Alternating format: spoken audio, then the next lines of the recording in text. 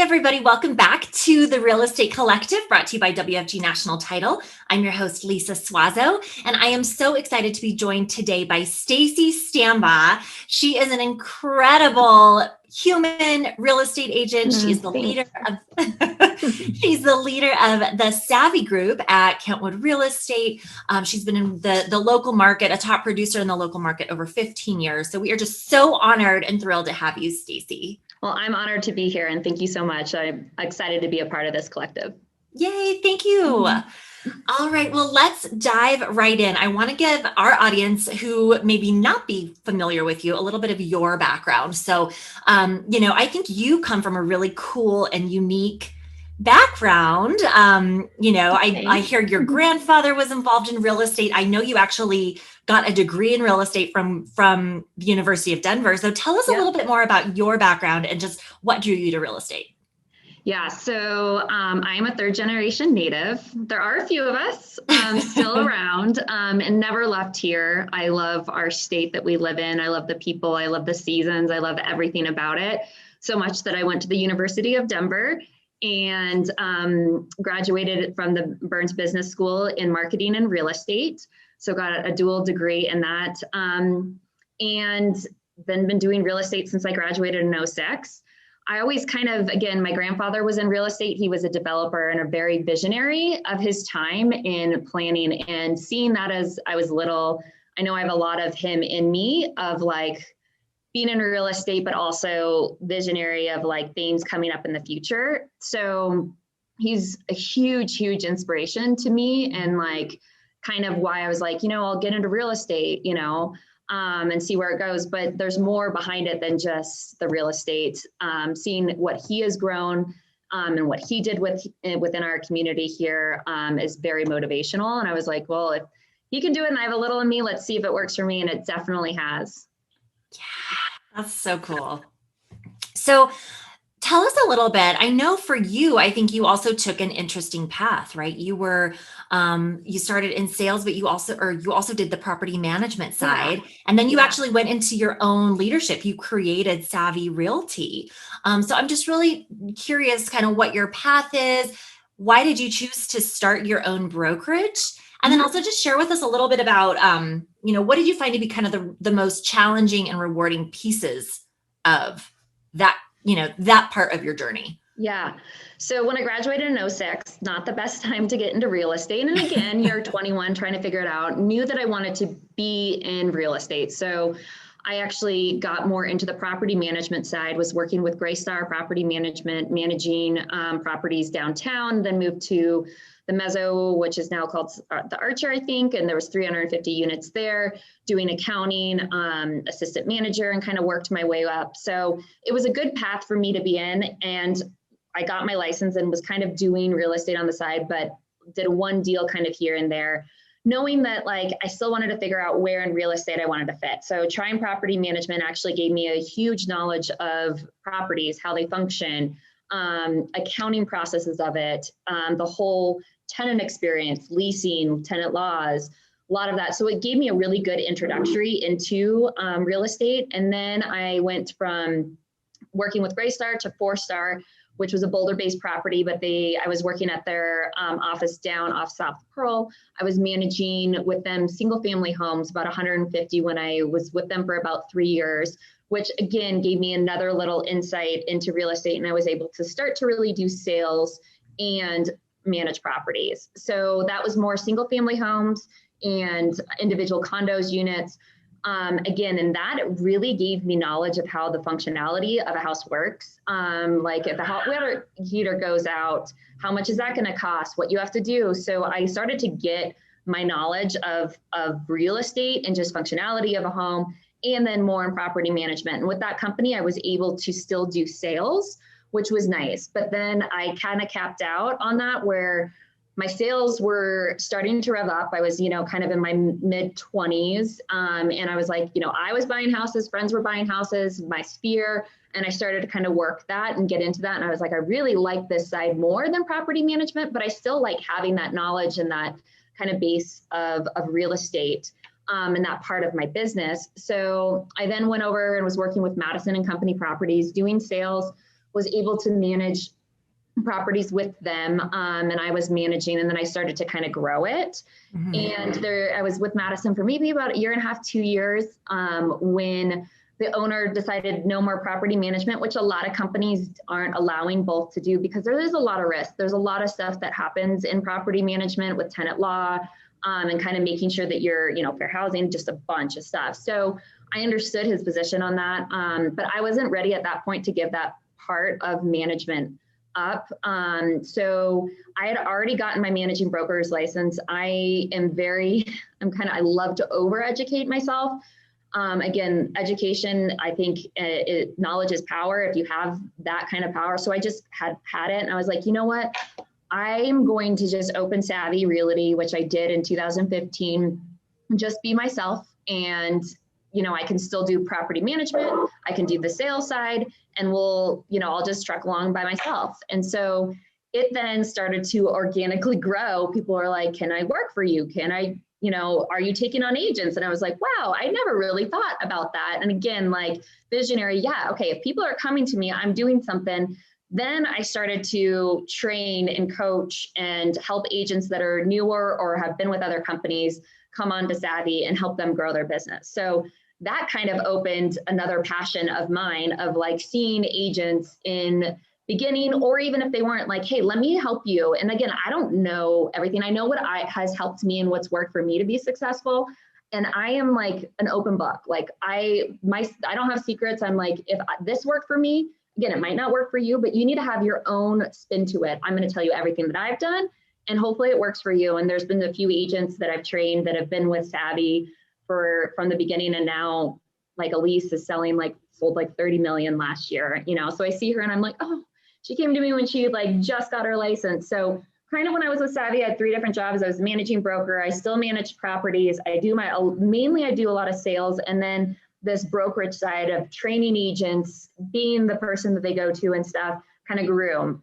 So then recently, Kentwood had came to me and was like, hey, we have this opportunity for you to maybe be the sales manager role, because I met with them and I'm very passionate about that. And I didn't want to leave that part of it because I like motivating people. I like training people. I like seeing their successes. And the thing that really fit with Kentwood was I was kind of ready to be done with property management. Property management is a lot. We were managing 65 properties. I was managing probably 35 of those, probably 40 of those. I was doing all the accounting, all that, and it was just starting to get a lot. And there's a lot of changes going on. And I've been doing it for 15 years that it's hard to say to let it go, but I think it's not letting it go. It's like, okay, I think this is just the end of the chapter, and I need to free up some time to maybe stuff that I really more focus on my clients and sales, and then training and motivating people. And what really worked with Kentwood is they have Denver rental. So they were able to take on and service my clients, because that's one thing that I never wanted to let any of my clients go high and dry, because I could say, hey, here's your 30-day notice. I'm not managing anymore because I don't want to do it. And I didn't want to do that. So it was a really good transition. A lot of my owners went over to Denver Rentals. They're servicing and working with them the same way that I would. And it was a good way for me to kind of let that chapter end, but then fill it with the sales manager role within Kentwood and still be a part of the Savvy group. So Savvy moved over from Savvy Realty I've shut that down, which is a sad thing, but not like, I feel like we've graduated from high school and now we're in college. Yeah. It's a good move because being the company that it is, having the resources that it has, all of the stuff I was trying to create myself. And I'm like, I felt like we had tapped out on the stuff that we could do. And I felt like it was a good switch for my agents to offer them the best, offer them the best tools, the best resources, and then still have our own knit little group together. I feel like is going to elevate us to the next level, whatever that may be. Yeah, that's so cool. It's like the next iteration of Savvy. And it's like kind of how Savvy started. I was like, I'm just going to do this by myself. And like, then it grew. I was like, oh my gosh. And then like now moving over to Kentwood, I'm like, okay, you have to let something go to make room for something else. And that's where I feel, but it wasn't even letting it go. It was making sure that my clients are serviced and everyone is good on the property management side. And I'm still with the company, and then making room for something else. Yeah, I think that's so cool. It is letting it go in a sense, but like not completely. It's just evolved. It looks differently. But like you said, it's creating space for you to also continue to kind of grow yourself and move in the direction of, I think, like what you said, like what you're passionate about. Like maybe you never knew that coaching and growing people was so, something that was so that you're so passionate about. Like that was the discovery later on, right? Yeah, cool. Exactly. That's so cool, Stacey. I'm so excited for you guys. Congrats, by the way. You're welcome. Okay, so another question, I have to ask you this because I know you have a background in marketing, and we've worked together a bit, and I get to follow you on social media. And one of the questions I always get from agents is it's always about social media. And you are one of the people that I think does social really well. So for example, you're welcome. I get to see you on Instagram. You even delved into the world of Instagram Reels, like the TikTok world, which I know so many agents are a little bit scared of. So I'm just curious, because you do so great on social media, I think you're, obviously such a wonderful marketer. What's kind of your approach? Like, do you just consider yourself to be a natural social media person? No. Has it been an evolution? No.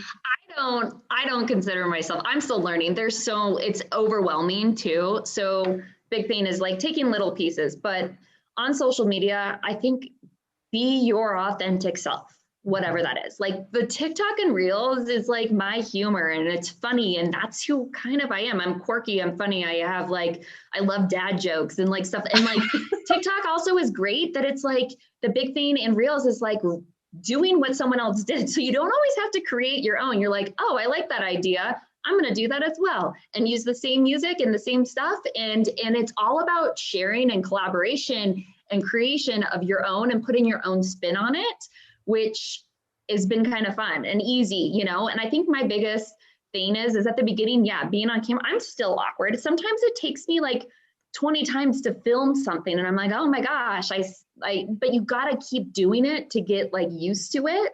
And I think do what is you. It's going to show up as you. If you try to be someone that you're not, and like do some stupid dances, say I've done stupid dances, like, or a TikTok that is not really, you feel awkward, then don't do it. Like people will see that on the other side. And I think that's why, I was at an event recently, like, you are hilarious. And I'm like, I know I am, but just kind of kidding, but that's just who I am. And it's funny and it's fun, and it's creating like conversations and stuff. And like, I get more people reaching out to me about TikTok, and I've gotten some leads from it, and I've gotten a sale from it. But it's fun, but then also back it up with like knowledge and make sure that you have like kind of both sides of it and your personality, as well. Like there's some people I watch and I'm like, you look awkward, you feel uncomfortable, I can see the camera. And I think I was probably like that at the beginning, and you just got to practice it and try it and just make sure it's you. And if it's not you, then don't do it. Cause like, you don't want to put something out there that's not who you are. Yeah, I agree. It's that balance of like, yes, stretching outside of your comfort zone, but also like sticking to the things that are interesting to you. Or like you said, like it's kind of fun for you. You have that sense of humor. It works for you. I love it. Love it, love it, love it. Okay. So I'm going to kind of shift gears a little bit, because I know when we talk about social media and it always seems like it's fun and excuse me, everyone's putting their best foot forward.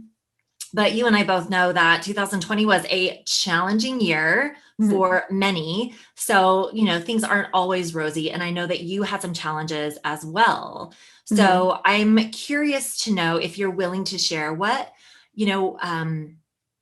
were some of the challenges that you experienced last year? Like 2020 was a doozy. Oh man.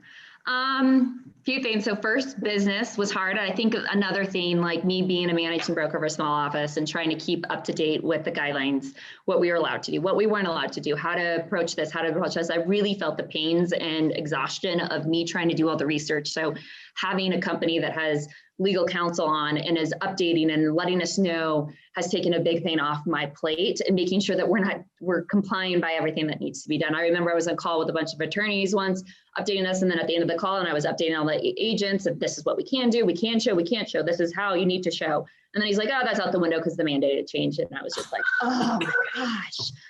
And I'm, and I just felt like again, making sure, I was like, I don't know if I'm servicing my agents, letting them know, because it's just me trying to find out and field all this information.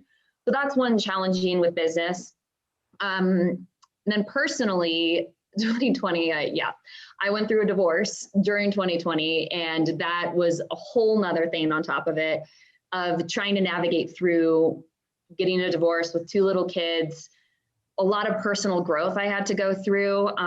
You have to be broken to be rebuilt, is a big thing. And recognizing that there was times that I had my kids for 2 weeks one time, and it was in the middle of May or April, I think it was. And when everything was shut down, I'm still showing clients, and understanding and realizing I can't do it all. I can't do it all. I'm trying to wear too many hats at once. And taking a step back and making sure I was taking care of myself, which I know, and sometimes I wasn't.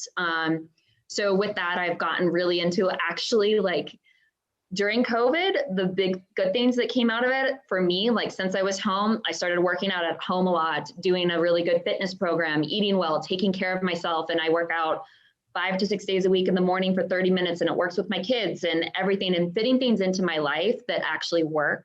And that helped my psyche, as well as meditation and kind of spiritual practice that I personally have, has helped. But yeah, 2020 is, and in the book says everyone wants to erase it, but adding a divorce that happened, it's for the better. It's, it's challenged me in a lot of ways. It's shown a lot of things about myself that I might need to change, which I did, I feel like, and still working through that stuff. So yeah. Oh, wow. Thank you for sharing that, Stacey. Yeah. That's so huge. And I just appreciate, like you said, you just being open with people, because I feel like it is hard for people to share these things. And I think that I can't even imagine wearing all the hats. Yeah. Being the mom, dealing with personal stuff, being the leader, having to go through all the changes with COVID, holy cow.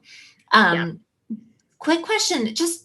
This is just kind of a side note, because I feel like that's probably something I think I struggle with in terms of, or what other people, even today, right? In this crazy market, and how wearing as many hats as you have, and how did you kind of uncover, or how did you fit in those personal development tools, or just, how did you recognize where you're I absolutely need to work out every day for my mental sanity, and then create space? I'm just curious. I don't know if you know, but I think big thing is having a good support system. My family, huge support system of going to, I have a group of girls, we call each other the First Wives Club, huge support system. One of my best friends, Elise, no, you need to, and I'm still bad at it. I need to practice what I preach to, of reaching out when I need help. I need help. I am struggling. And then recognizing certain things, working out, what it made me feel. And that it's not I hate working out in the afternoon because the day, and I'm just exhausted. Whereas now I wake up and I'm up at 6 down in my basement working out. And after that, I feel so much better. And it's only 30 minutes, the workout and stuff that I do, that I'm not trying to cram this in, because I wasn't able to go. And now I have 2 little boys at home. I'm not able to go to the gym. Okay, so how do I make this work into my life? Also, now I kind of was bad at doing meditation and just having time with myself. Is I have a thing in my phone at 9:30 at night because my kids are in bed. I don't really watch shows and stuff at night. Now I do a meditation practice, or I take a bath, or something to spend time with myself and get connected and grounded with myself.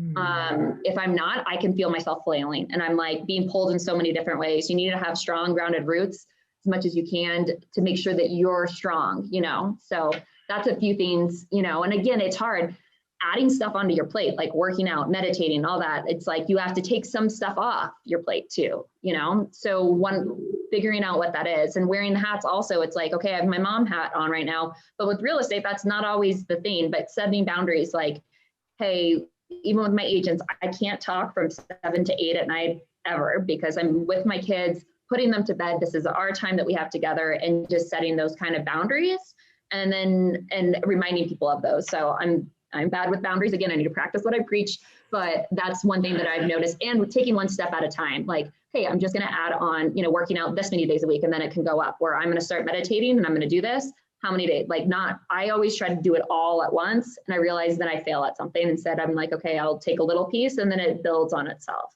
So I love that so much. So many great nuggets there. Little baby habits. And like, I really appreciate that. Learning what works for you in your life. Right. And it's not going to work for what you do. Again, what I do in real estate for successful isn't going to work for someone else, but recognizing what it is that does work, or try this. Oh, that does work. I like that. No, I don't like that, Exactly. Well, and that's so key. I think, the support system, whether it comes from the personal life or the professional life too. And I know one of the things I think that you had mentioned that is, I don't know if it's a support system for you or something that you're just highly involved in, but the Junior League of Denver is something that you're pretty passionate about. Yes. So will you tell us, for those people that really aren't familiar with Junior League, what it is and kind of what it has meant to you, or why you love it so much? Yeah. So Junior League is a women's organization promoting leadership and giving back to the community. Through this organization, I have met the most amazing women that are like-minded, like me, like want to give back to the community, want to, which I feel like is very valuable. My grandparents were very big on that. My grandma was very big. She was in the Junior League. And when I told her I was getting into it, she was like, yay, the league, that's what I did. And that's where she met a lot of her friends. And honestly, a lot of the girls that I have met outside that I didn't already know from high school or college or whatnot have been through the league, because we're both there for the right goal of like, we want to give back. So you have kind of the same kind of, foundation of what you feel in your community. And then getting to know that, usually kind of in the same age, going through having kids and whatnot. I've met so many amazing women that it's given me way more than I ever thought it would. Because I kind of did it like, okay, grandma, I keep getting this stuff about the Junior League, and had a different, like, this is how it's going to be. But I have girls from my provisional. We just went out this past weekend. We met in the league, 2 really good friends that I would not have had from there, and other women that I've met. And it's also about growth. And there's so many things you can give back. You can do a community thing, you can do a leadership thing, there's trainings, there's this, or it's a social thing too, which is nice. So I'm a sustainer now. After so many years, you don't have to have a role. I was actually, in 2018, I was in charge of transfers. So I was running a group of 70 women that were all transferring in from all different states, from different leagues, getting them to know Denver, giving my resources as much as I could, and leading them kind of navigating through the league. So, I mean, again, you get what you give too. You could go into the league and someone could go in, and people have, and they're like, I didn't have the same experience. You got to fit what works for you in your life and what you're needing. And again, it's given me so much more than I thought it ever would. I'm excited to be a sustainer and see what that kind of looks like. Again, I had to take a step back with everything. 2020, I was like, I can't do anything else right now. And I'm going to miss it. But now being a sustainer, I still have access to all of that, still can go to all the training events, go to the socials, go to the GMs and stuff. So it has definitely given me way more. And women that I see even after that, like, we still could keep in contact and are a huge, huge support system. I know if I were to call any of them anytime, like, a lot of them would be like, I'll be there in a second. And if I haven't talked to them in months. So it's kind of this, like, not a sorority, but it's like this, like, I don't know, sisterhood kind of feeling that you have. Sisterhood, like women supporting women. Exactly. Yeah, I love that. That's amazing. Okay, just a couple more questions for you, Stacy. So towards the end, I like to do something I call a nerd nugget, which is just what is, only because, yeah, I'm the nerd, but this is the nugget that you're going to share. So curious, what, this is like a tip, a piece of advice, something like that. I'm curious to know, what is one thing that you wish you would have known when you first started your real estate career? There's a lot, I think. I mean, it's hard. Like, looking back at it, I think a big thing is, because every client, every house, everything is different, is being humble enough to tell someone, I don't know that answer. Like in the beginning, there's so much like understanding even at inspection, how the functionality of a house works. And if instead of like BSing through it, like fake it till you make it, like you don't need to do that. I think showing like, I don't know that answer, but I'm going to find out what it is. And I even have that conversation now with clients. And when I meet with a new buyer or a listing, that I'm like, hey, I've been doing this 16 years, but again, doesn't mean that I know everything. I learn something every single day about a house, about a transaction, about a lending situation. I'm going through something right now where I'm like, I didn't know, I didn't understand that about this type of loan. And oh my God, explain that to me. That being humble enough to say, I don't know. Another thing is, the thing with real estate is there's always something you can do. There's always marketing you can do. There's always this, there's always, and I was just like, I would get down on myself because I'm not doing maybe what someone else is doing. So I think having a plan in place of being like, this is what I'm going to do. I'm not going to compare myself to someone else and take some time back. The one thing that's nice also is that you can, always do something, there's always something in marketing or reaching out to clients or networking or education pieces. So if you don't have something going on, put yourself out there, go to a million different classes title companies put on. Like I remember I went to one class that was about HUD homes. Don't really do HUD homes anymore. But then literally the next week, a client was like, I think I'm going to buy a HUD home up in Vail. And I was like, and he was talking to someone else, hadn't signed an agreement or anything. I was like, had all this knowledge about what HUD homes were in the process and how to put it in that I wouldn't know if I didn't take that class. Like, that's why I'm big on education. Like the more I think, it's knowledge is power. There's so many options. I know you guys have a lot of classes, tap into those resources, network with other people. Another big thing that I learned through, maybe it was like 3 years after I was in real estate of really doing sales, is the biggest ally in your transaction, and this is probably the biggest piece, and I tell a lot of agents, is the other agent. A lot of people's ego gets in the way. And when you're negotiating. And yeah, I had this mentality, and someone that trained me was like, I'm winning, they're losing. That's how I'm going to negotiate for my clients. Again, it's for your clients, but a lot of agents, sometimes I feel like their ego gets in the way and they're not negotiating out of their clients. So, you have a buyer, I have a seller. What can we do to work together and just be respectful to each other? You just never know when someone's going to be on the other side. And that has actually helped me in a lot of ways of getting deals done, especially in this crazy market of being like, oh, we've worked with you. We've worked with someone in the savvy group and we like how you work. And that's why we picked your offer. So out of all of them, I think that's the biggest one of a newer agent, of like realizing and respecting other agents. We're all trying to get the deal done. What can we do? You don't need to yell and scream at each other. Like people get heated and there's a lot of other stuff going on. So just working respectfully with other realtors and agents that are out there, because I remember there's some the names, and people probably have my name as being like, I never want to do a deal with her again. I feel awful about that. And I don't want that to have that kind of reputation. And again, all you have is your reputation. And again, it's helped me now to shift that mindset, work with the other agent in the best way. Again, we're kind of working together. How can we work together to find the best solution, a win-win solution for your client and my client? Not a win-lose, not a lose-lose, and not getting our egos in the way, because we're just working for our clients. So absolutely, that would be, out of all of them that I say, would be my number one nugget if I was in it. And getting to know other agents. Like, again, like relationships are big. You'll not, especially with how many offers and stuff that are going on in this market. If you know that other person and you've done a good deal with them, like if they're getting bombarded with calls on their phone and they don't know, and they're like, oh, Stacy's calling me. Like, okay. Or I like Chris Vaughn's calling me. I'm totally going to answer this, and those relationships like will get you places at which you think the other one is maybe like the other realtor is like your competition. Don't see it as that. Like, see it as like, this is going to help you maybe down in the future too. So that would be my biggest one. I love that. I think that's huge. Thank you, Stacy. Yeah. Okay. Final question. This is rapid fire. So we're just going to go through it really quickly. So this is more personal side. I feel like you've been wonderful. We get a sense of your personality, but these are just little fun questions. I'm just going to throw out a couple little things for you. Just give me what's on the top of your head. Ready? Okay. So you're a Colorado native. What is your favorite Colorado season? Ooh, I think the transitions but spring and fall are my favorite. Get not too cold, not too hot, and you get a taste for the next. And I think there's a lot with that of like rebuilding and like new start, new fresh start, and you get excited for like the next thing. So I think those are two, of my favorite. I agree.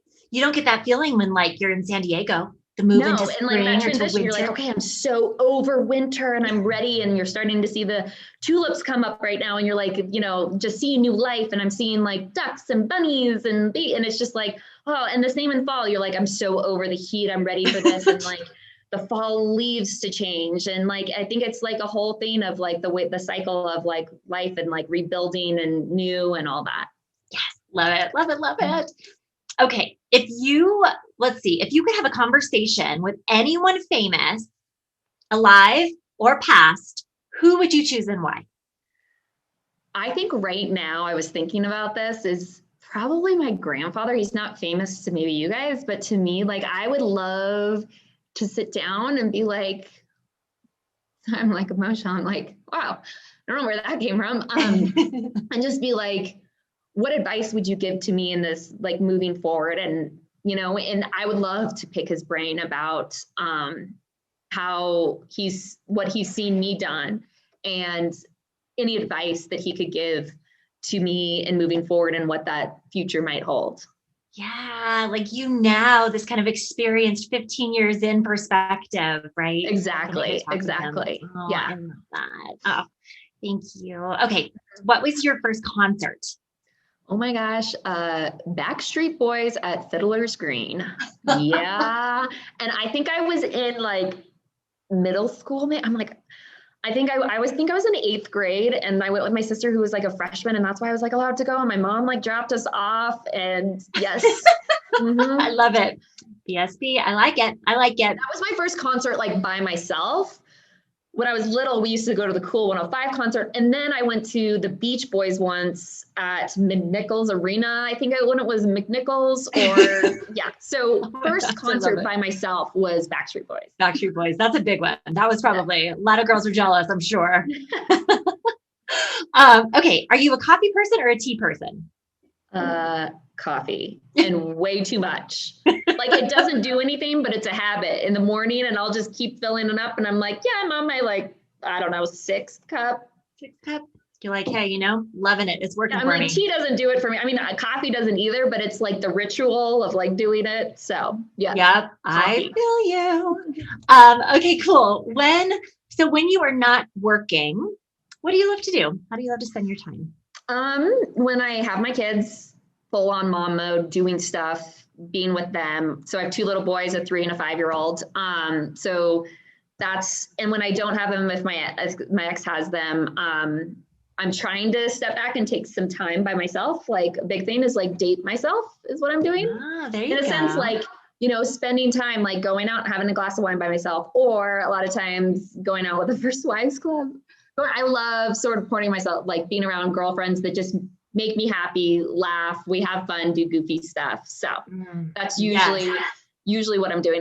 My social life is sometimes jam-packed because I have the kids, and stuff. But a lot of times when I have the kids, I get together with moms and we have play dates and stuff. And then my family is here, and I have really good support with my family. So we get together a lot too.